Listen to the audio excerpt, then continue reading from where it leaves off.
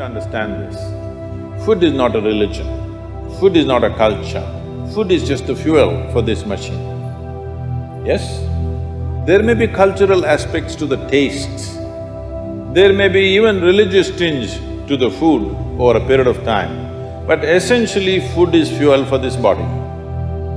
So with what kind of food will it function with minimum struggle within itself and maximum impact?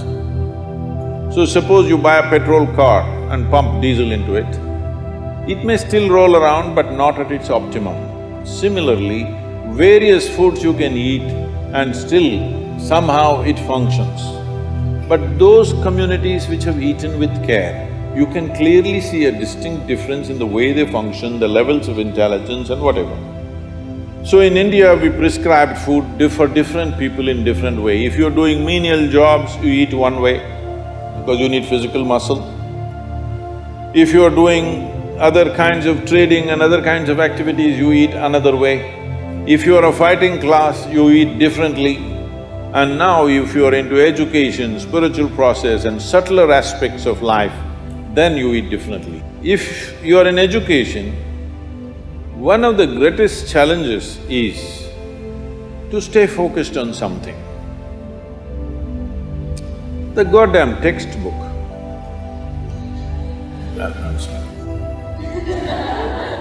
The wonderful textbook that is written for an average intelligence. It's a common prescription. It's not written for the brilliant student. It is written in a way that it's a common prescription, everybody gets it.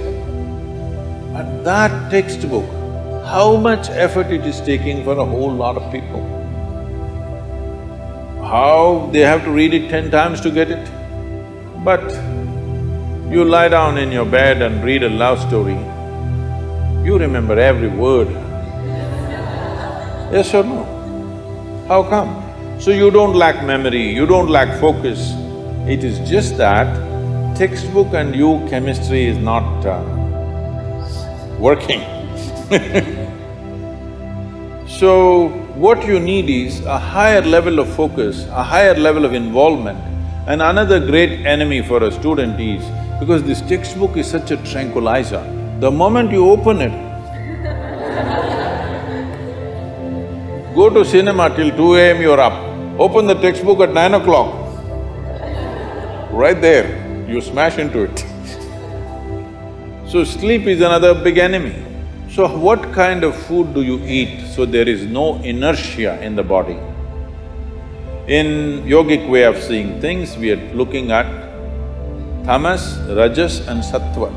Tamas means inertia, rajas means activity but no balance. Sattva means absolutely balanced kind of energy.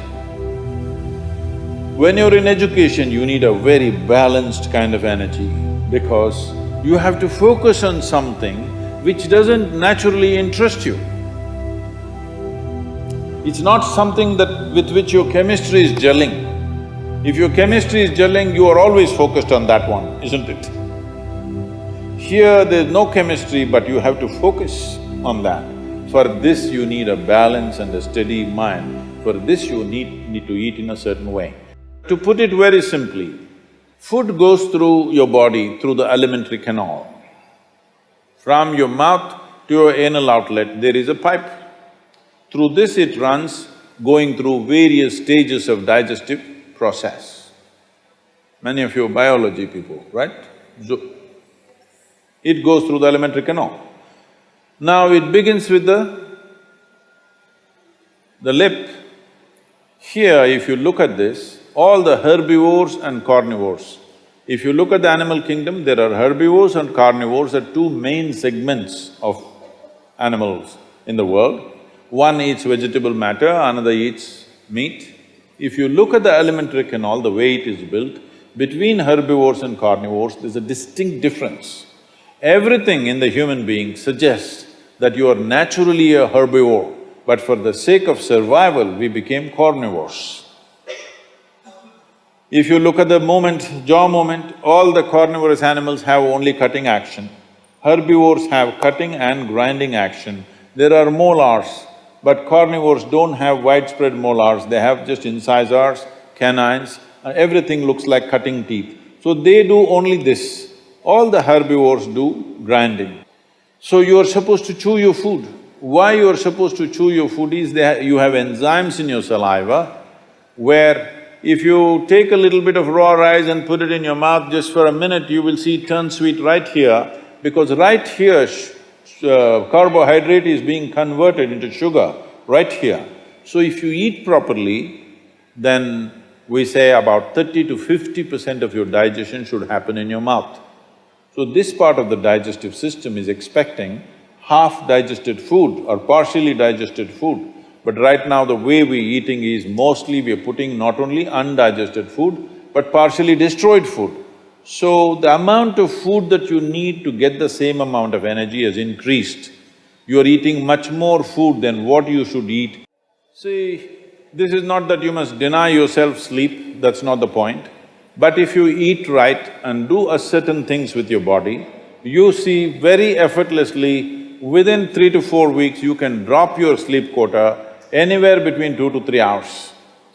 1.5 to 3 hours, very easily you can drop if you just eat consciously and just learn to sit properly, just the posture, your geometry of the body and what goes into the system. If you just manage these two things, you will see sleep quota will just come down like that.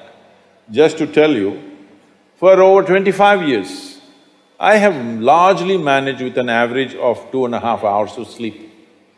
Now I'm getting lazy and I'm sleeping, averaging somewhere around 4.5 hours now,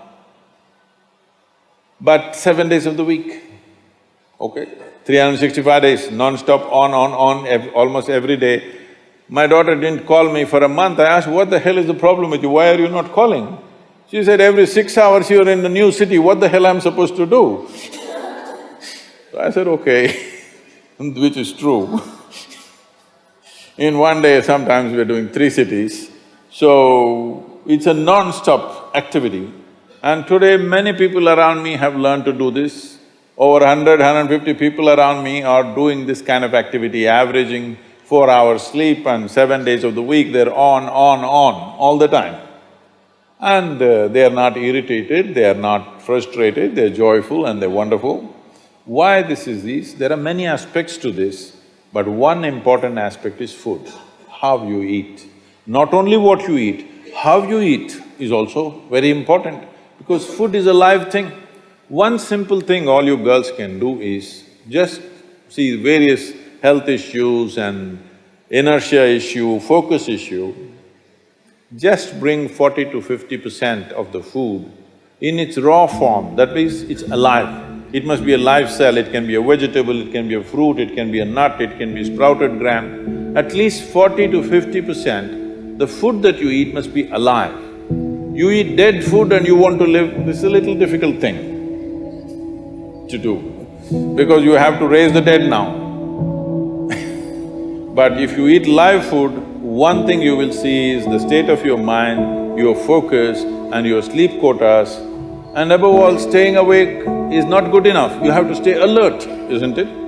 How alert you are, how focused you are, only to that extent everything yields to you in this world, isn't it so? What is the level of focus will determine whether the world yields to you or not, isn't it? And one more aspect of life, one more aspect of food is, when you consume something, it must be of a simple genetic code in the sense, it must be a very simple software. Vegetables, fruits, nuts, sprouts, they're very simple. More complicated means animal food becomes more and more complicated. Suppose you eat an animal which has some amount of emotion and a life of its own. Now the code in that… we were talking about this, your body is just an accumulation of memory, which means a certain software, isn't it? This is the most complex software. Human software is the most complex software on the planet of all the creatures. So if you eat an animal, particularly a mammal, if you eat, it has a similar kind of complexity, maybe not as complex as this, similar level of complexity, because it has thought and emotion of its own. Now for you to break that code and integrate it into your system, you are not fully successful. So it will leave traces of certain qualities within you. You cannot break that code and make it a part of yours because it's a different and complex code. If you eat a leaf, a vegetable, a fruit, a nut or a sprout, this is much simpler. If you must eat non-vegetarian food, you must eat that which is furthest away from you. So generally, fish and water life is furthest away from you. So if you must eat non-vegetarian food, the best thing to eat is you're on the coast. Fish is the best thing to eat that way.